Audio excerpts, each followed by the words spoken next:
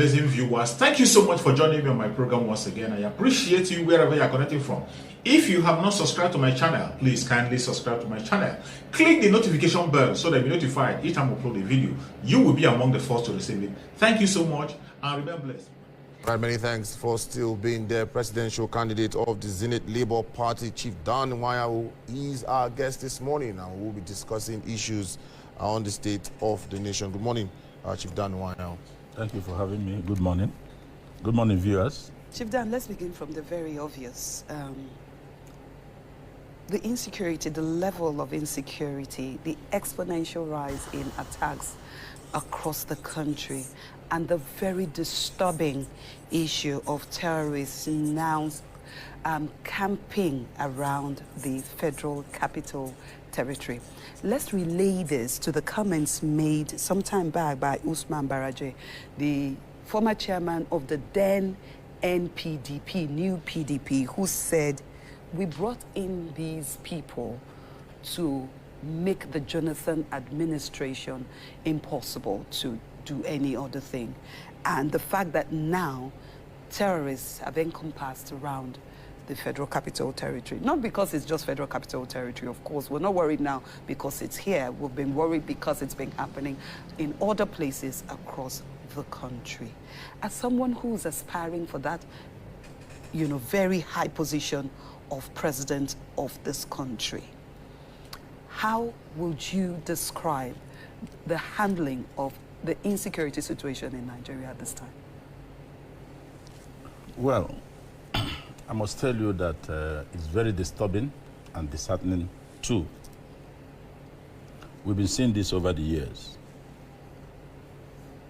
That was one of the reasons President Muhammad Buhari was voted for in 2015. As a retired general, he has all the A's. He's in a position to deal with the terrorists, Boko Haram. But rather than achieving results, it has been expanding. Before it was in the northeast. From the northeast, it got to some parts of northwest. It started coming down. It got to middle belt. Moving forward, it is right here with us. You see, this government, President Muhammad Buhari, got everything he asked for from the National Assembly. Every dollar he asked for, the National Assembly gave it to him without amendments. We were given the impression that it was supposed to be used to acquire armaments and weapons to fight terrorism. But we have not gotten the right results. And we cannot even know where the arms are. But what I can say is that we should not blame the military. I have said this in one of your sister stations, and that has been my problem, and that has been my position. Problem because I do not know why the appropriate command has not been given. When you say appropriate commands, what do you mean? This military, I'll get there. This military we have has the capacity, they have the training, they have the knowledge to deal with these bastards in the forest. And we have read some of these soldiers, their comments, live on television, on social media. You get to a point where you finish them, a command will come, don't kill them. Withdraw. So who is deceiving who? Who is deceiving who? And that's why I said, only our president, the commander-in-chief of the armed forces of the Federal Republic of Nigeria, is the only person that has powers under the Constitution to deploy the army and to give that command. So you think they are being preserved? Well, you made a comment that Baraje said. It's not an alleged. Baraje said. We brought them in to help us drive Jonathan. El-Rufai confirmed it. It has not been refuted. And the terrorists will tell you, President Muhammadu Buhari knows what we want. So, it appears to me that there was an agreement added them from the onset. Maybe those that brought them in, as in Nigerian palace, we don't keep agreements. Maybe are no longer in a position to keep those agreements. And they refuse to go. 80% of them are not Nigerians. How can a patriot allow foreigners to invade his country, kill, maim, rape, continuously and continually? And you say you're a Nigerian. You say you love your country. Can you say that before Almighty God?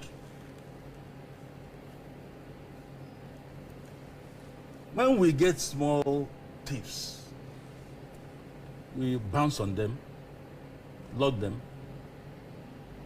But you have seen terrorist people who even brought an aircraft or 2 aircrafts down. They have threatened that they will kidnap our president. And we are still treating it with kids' gloves. The federal government says it's laughable. Yes, that is the loose talk you get from those characters who are working with the president. They are empty-headed. In other climes, you threaten the president. You go in for it right from that moment. But you have clowns all over the place who will come with their big mouth and talk nonsense on television. Who is interested in what they're saying? And they make do with their threat. It's laughable. Is this, is that? It's arrant nonsense. We are talking of our president. We are talking of a president of the most populous country in Nigeria. In Africa. In Africa, sorry, in Africa. Idiots and bastards are threatening him, and you say it's laughable. Have they threatened on anything they didn't fulfill it? That's why I laugh at those people who are speaking for the president inside. They are speaking for their stomach. They don't even love the man. So you think this can happen? They can take the president. They can take the president, it's possible. Let's look at the recent attacks around the Federal Capital Territory. First, it was the I haven't finished my thought. But go ahead. Yes, so that you can add this to it. First, it was the attack on the Kuje precincts. It was successfully carried out by these terrorists. 600 inmates were released. 60 terrorists were released during that jailbreak. A few days later, soldiers of the Presidential Guard were attacked in Buari, and 3 soldiers were killed. Few days ago, the army checkpoint at Zuba, close to, the Zuma Rock, there was also an attack. At the Zuma Rock was also attacked. You said you believe that they can take the president. Do you think that these 3 incidences is a pointer to the fact that they will? Salami, they didn't drop from the sky. Do you know who the presidential guards, how they are referred to? That is the last people, when you get them, you pick the president as you want. You better kill all of them before you get close to the president. Those are the presidential guards. If either. Those were the people killed. No matter how strong you are, and you're attacking the presidency or the presidential villa, you have to do with the presidential guards. If you don't get them, the president is safe. These were the people killed. And the people that killed them didn't drop from the sky. If there are forests there, what happens to our Tukana aircrafts? We can't fly them. Just like laughable, those who say things are laughable. They say, yes, we have brought them, we are training people. Yes, we are training, we are doing that. By the time you ordered it, you didn't know that you have to train those that will fly the aircrafts, the fighter jets. Where is the position of our drones, technology? El-Rufai said, we listen to their discussions. We see them, we know where they are. But when we tell the military, they do nothing. They didn't do anything because they have not gotten the command. Just Buhari here. They've not gotten the command. Few days ago, although you say you're going to talk about impeachment, a few days ago, the National Assembly did something. Haven't you seen some results in the past 2-3 days, 1 week, what the military has done? This military can clear this mess. I know what I'm talking about.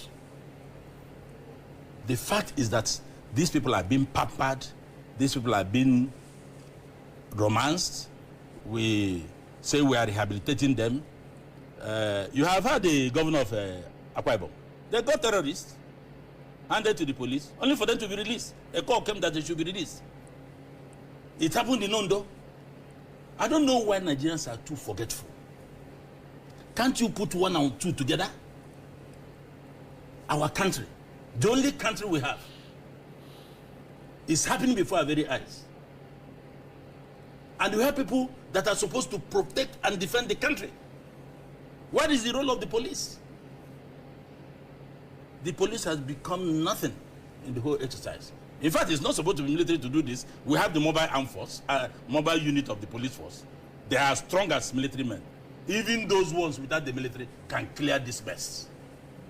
They can clear this mess. So let nobody deceive us and pretend as if something is happening. We have refused to do the right thing.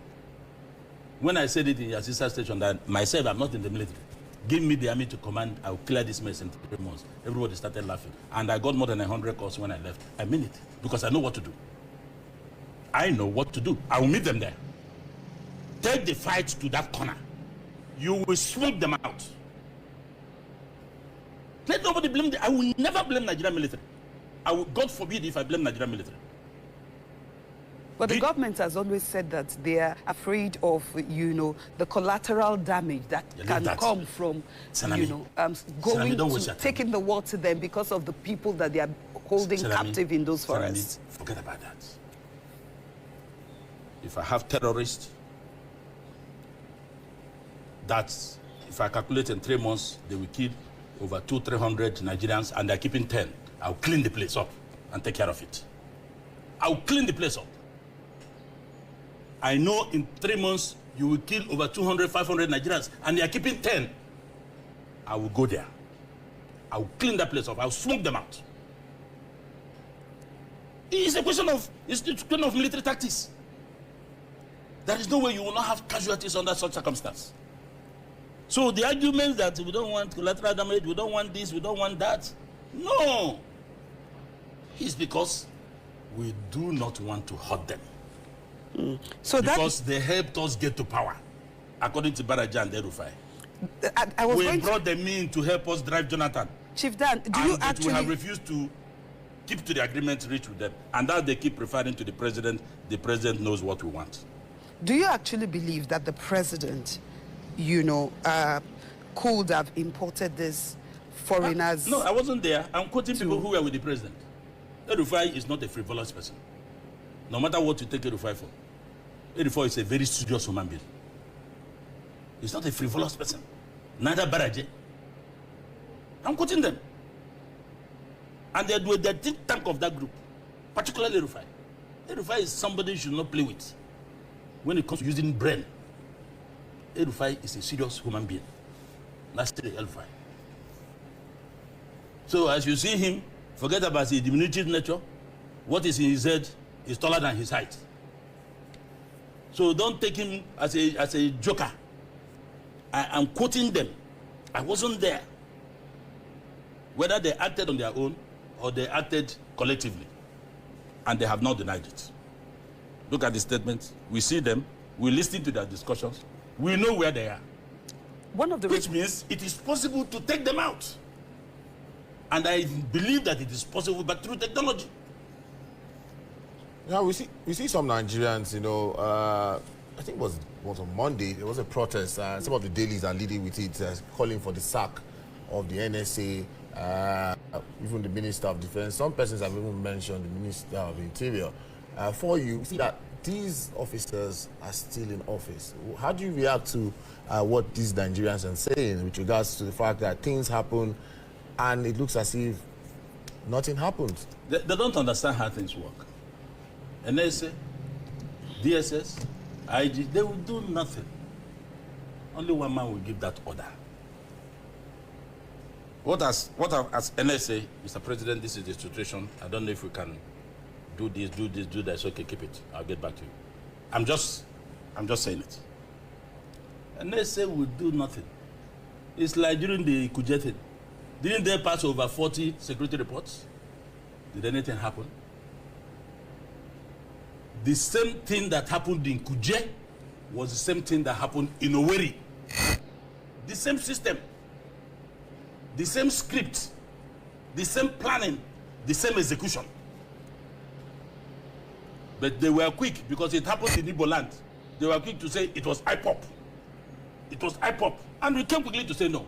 Our intel gave us the report immediately. It was IPOP. It was IPOP. IPOP didn't know anything about it. So that means IPOP had powers to shut down the entire security in the state in order to carry that exercise. Because here you have the government house. The commander, 34 Field Artillery Brigade, lives here. This is the prison. Here is the police headquarters. From Obrize, where you have the 34 Field Artillery, at that dead time of the night, won't take 5-6 minutes to come there and clear the mess. Nobody fired a shot. So it was IPOP. IPOP shut down the entire security. When people in government lie, they should think first before they make a caricature of themselves. The same way Owerri was executed was the same way Kuje was executed, by the same people. By the same people. The unlucky guy that was killed in Kuje didn't know the plan. He tried to cock his gun, then they neutralized him. But nobody else was killed. Because it appeared that people had pure knowledge of what was going to happen. The same thing with Owerri. Nigerians should stop forgetting. All right.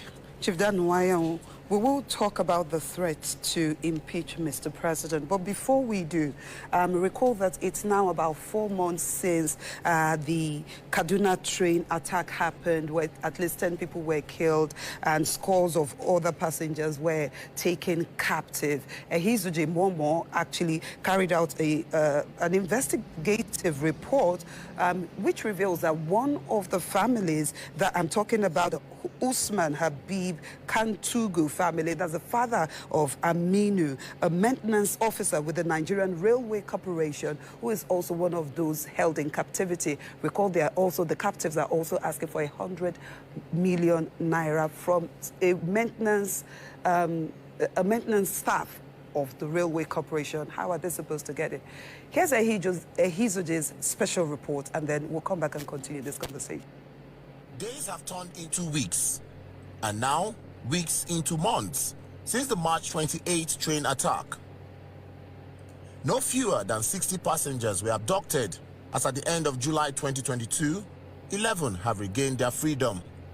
The families of those still held captive have been calling on the authorities to do all to ensure the release of their loved ones. We want the federal government to know that yes, these people that are in the bush, that are being beaten, they have families. Reports are that those released paid a whopping 100 million naira each to secure their freedom. Muhammad Aminu Usman, also known as Dan Nasarawa, a Nigeria Railway Corporation staff responsible for track maintenance, is one still being held. AIT heads to Kefi in Nasarawa State, near the nation's capital, Abuja. This earth road leads to Aminu's family home.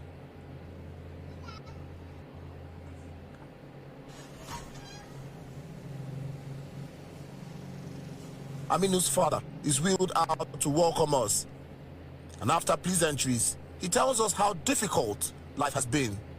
Well, let me tell you small. It is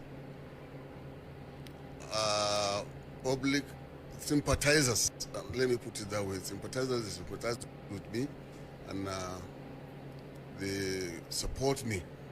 He's the only person, the breadwinner of this house.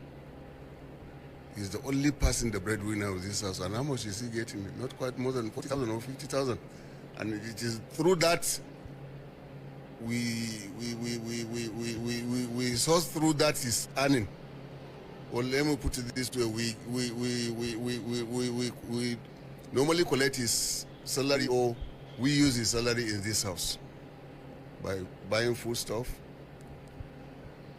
and other things, pay electricity and other things, and now he's under bandit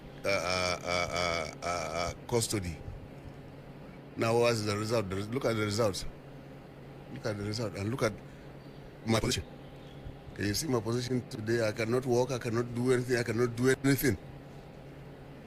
I cannot do anything. Usman alleges that his son's employer, the Nigerian Corporation, has neglected the family since the incident. No. Nobody from his work or from his office or from why he's working talk to us as his father. Nobody. Officially, nobody. Nobody from up to now. Nobody. That is why I say I'm sorry to say, I'm blaming the welfare, the general welfare of the Nigerian railway issue. I'm sorry to say, may they forgive me. May them forgive me, but there is a loophole there. They don't have human sympathy. Do you have 100 million to give to these people? They are requesting for money. Do you have money to give? Well, 100 million is not 100 naira. Let's first of all look at it that way. 100 million, if I have it today, I don't think that I will allow that boy to go and work in any government.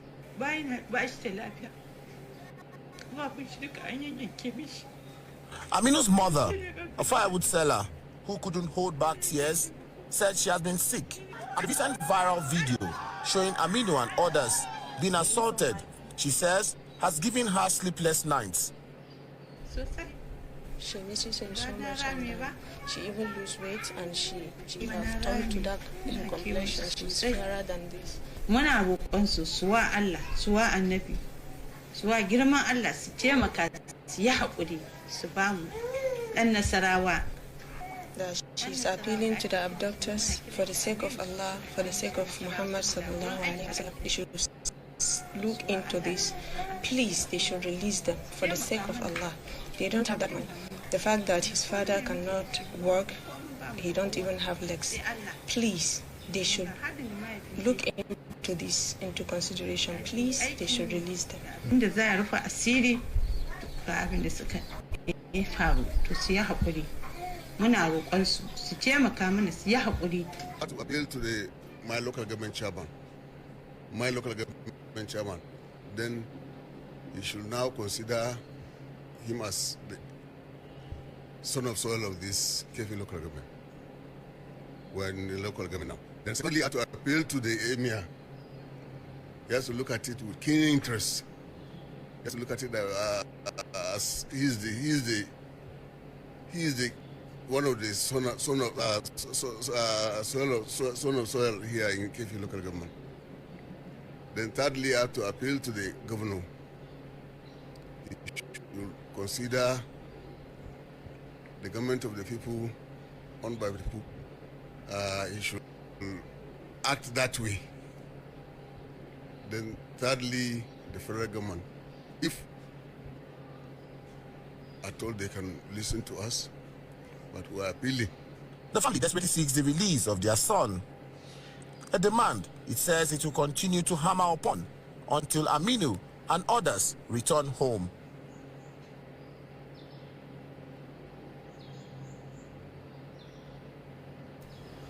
Chief Danoye, what's your reaction to that exclusive interview with one of the victims' father? Very pathetic. You see, that's the problem in our country. No human feelings, no sympathy, no empathy. You have people in authorities, blood doesn't flow in their veins. He works in Nigeria Railway Corporation. And nobody has visited the family, at least to encourage them that we're doing something about it. That is the problem of appointing people who have no knowledge of anything into sensitive positions. They just go there and steal. Nothing. That's why Nigeria is where it is today. Just go and steal. Forget about anybody. God for us all. Look at your staff, government establishments. If you cannot come down from your high horse at least send lower ranking people officially to see the family, give food stuff, see how they are doing, and keep disturbing the security on their release. You have done nothing. You have finished with him because he's a staff that earns about 40,000 naira. So you can dispense with him. It's not only him. Look at our policemen that are killed everywhere. I learned 2-3 months, they drive their wives out of from the barracks. And they're on their own. Ditto our soldiers. So how would somebody be ready to die for his country? It's not going to be possible. That's why the first thing, after the election, whoever becomes president, first of all, you have to bring trust and confidence first. Then unite the people of Nigeria. Bring them back. Because we are no longer a nation. We are staying apart. And when you say this thing, some people will be sitting and they'll be so angry. Why is he talking like this? Look at this. Why is he talking? Yes, he'll be angry because you are hitting him. But in his subconscious, he knows that you are saying the truth. Can anybody justify this? Can anybody under the sun justify what is happening to this family? Thank you, AIT, for running that commentary, for trying to locate him. Well, the others may not be government functionaries, but as it affects this one, so it affects all others. But this one is out because he's working in the government establishment. That is what we see now in Nigeria.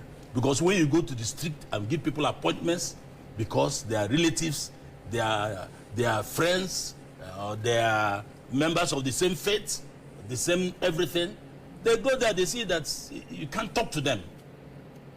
First of all, they didn't merit it. So how do you expect them to do the right thing?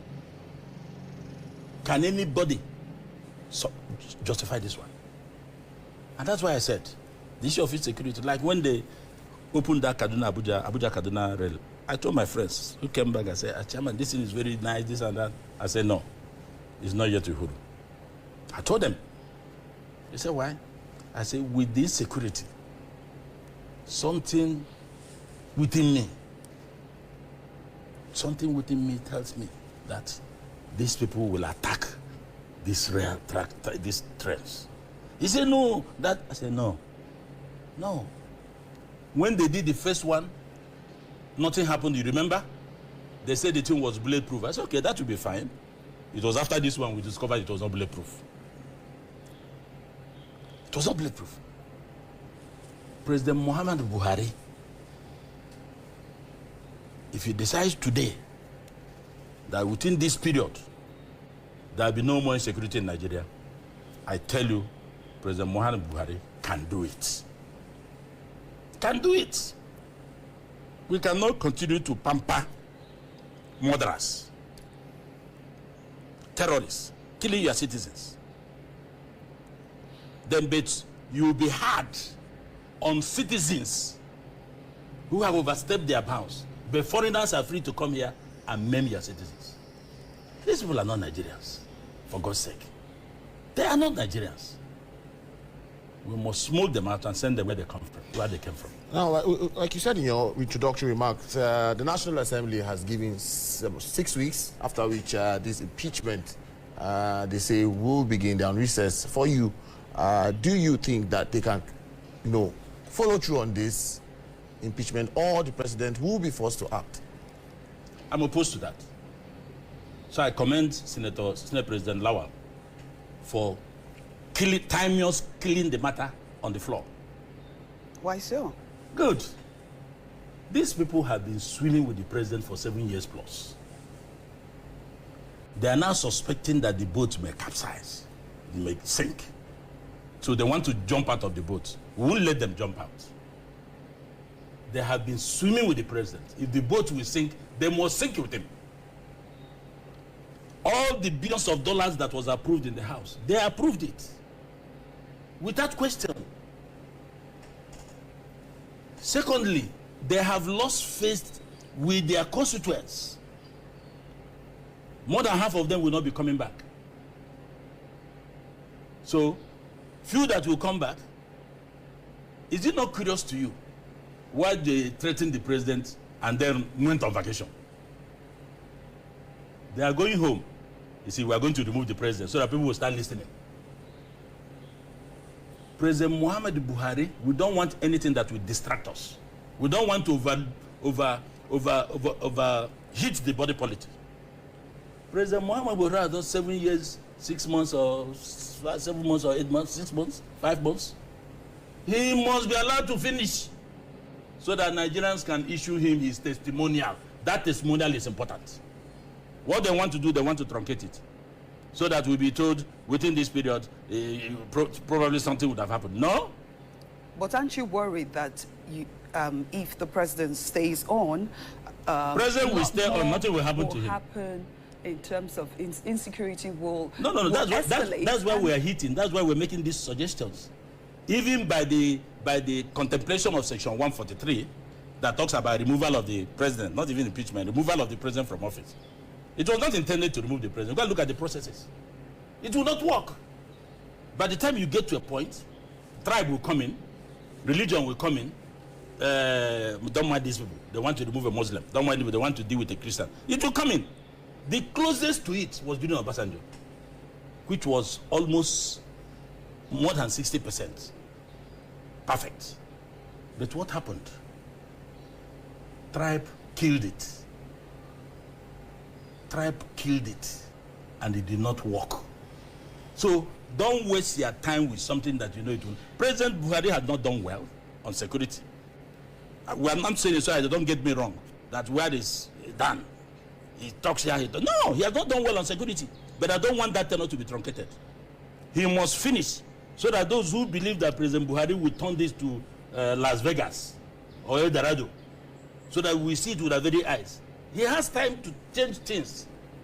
President Buhari can turn things around in 3-4 months. I can tell you that for sure, on daily basis. But if he doesn't, we give him his testimonial. When you are in a school, you are finishing your term, are you not giving a testimonial? So if they are used, because there are a lot of conspiracy theories, that it will come through National Assembly, security will be heightened all over Nigeria, there will be state of emergency. Somebody talked about that this morning also. I said, hey, that thing is heating up. I think it was Professor Zing, my friend, son, that we should have a state of emergency. Some say military intervention. These are conspiracy theories all over the place that will happen. Some told us, don't waste your time with this election, it will not hold. That something will happen. I said, okay. I don't have to anticipate anybody. But let it be clear to those who are having those thoughts that Nigerians are not ready for any other system other than the election of next year. I repeat, Nigerians are not ready to accept any intervention of any sort. No matter what they're thinking, those who are propounding it, Nigerians will not accept it. We want to follow the process. Elect a new president who will start from where President Buhari stopped. And we'll be monitoring him. This time around, we will not wait for second time. We'll invoke the constitution if he's not doing well. If he's not bringing Nigerians together, if he's not carrying anybody along, we won't allow what happened in 7 years now to continue. So what we are saying is a president will emerge. Let those people go and bury the thoughts. This morning, I think it was on your station. Was it your station or somewhere last night? Professor Zinde, he is calling for state of emergency. I said, okay, let them call it. If they want to destroy this country, they want to ruin this country, they want flags to be everywhere, let them go and declare state of emergency. Or let them go and remove President Buhari. He must follow the process. We elected him. Let him finish his tenure. So the National Assembly, the Senate and House, they are just face-saving measure. They are trying to save their faces because they know they have performed badly. Let nobody touch President Muhammad Buhari. Let him finish. We have those of us that have been in opposition. We have endured hunger since then. In fact, we have been enduring hunger since 1999. I have been in opposition like many people. So let us wait. Let him finish. Those that are out, let them struggle and get in. But let nobody disturb this democracy. Nigeria will be too hot for anybody to handle. Chief Danwaya, let's quickly talk about, you know, the economy before we round off this conversation. The federal government says it's still subsidizing the price, petrol price, yet petrol pump price has gone up. Different prices in different parts of the country. In some places it's higher, in some places it is lower. This morning we saw, I think it was on Daily Trust newspaper, Abuja Kano air flight ticket, airfare is now 135,000 naira. Abuja Kano here. Yes, and it didn't say a return ticket. No, it's because you cannot go by road. That's why you see these airlines, you cannot go by road. They know it. And of course, the back and forth between the NNPC and the CBN, that's another problem. ASU has extended its strike by 4 weeks. It will seem as if every sector is gradually breaking down. Like the proverbial things fall apart, the center cannot hold. Many Nigerians are concerned, will there be a Nigeria before the elections in 2023? You see, these are loaded questions. I don't know from where to start. But let me tell you, up to the time before 2011, I've said this in your program before, 2011 presidential election, general elections, I was in touch with President Buhari. He's my friend. I visited his house 3 times in Kaduna, different times. I spoke with him every Friday after mocks throughout that period. At times, I sit and I say, are you sure this is the same General Buhari I interacted with? I wish it was possible to record those discussions. You discover that it is opposite of what is happening today. He talked about Nigeria passionately, development passionately, unity passionately. So what do you think changed? I don't know. I just don't know. That's why some of us are disappointed. Then I wanted him to be the presidential candidate of the Labour Party. I was the national chairman of the Labour Party then, before he formed CPC. And we were still talking. I pulled out when he joined APC. This is not that general. I will stay with him alone, 1 hour, 1.5 hours, in his small parlor, with his small seats and all that. We'll talk. People told me that, you know, when you get to power, you are hijacked. Your thoughts are derailed. I said, no, how? Then you didn't go there to serve the people. So only President Buhari will answer that. On the economy, let me tell you, I think what happened must have been putting square pegs in round holes. You heard the Minister of Finance last week. She said the economy is doing well. The economy has performed better than what it was before the president came in. I said, hey, I hope this woman has children, sisters, brothers, and friends. Just like when one old man has been lying since 2015, I'm still lying to you today. It is not good. We are not teaching the young ones the best way to live. How can you say the economy is doing well? Look at Central NNPC. We are meant to understand that no money has been paid into federation accounts since March, April. Where has all the money gone to? Central Bank is there doing its own thing, as if it's a different entity. All right. So you see, the issue of the economy is a lot, which we are not producing anything. I'm not sure that anybody's ready to lend money to Nigeria anymore. Chief Danwaya, we have run out of time. But we are not changed to Zenith Progressive Alliance. No, we have changed the name.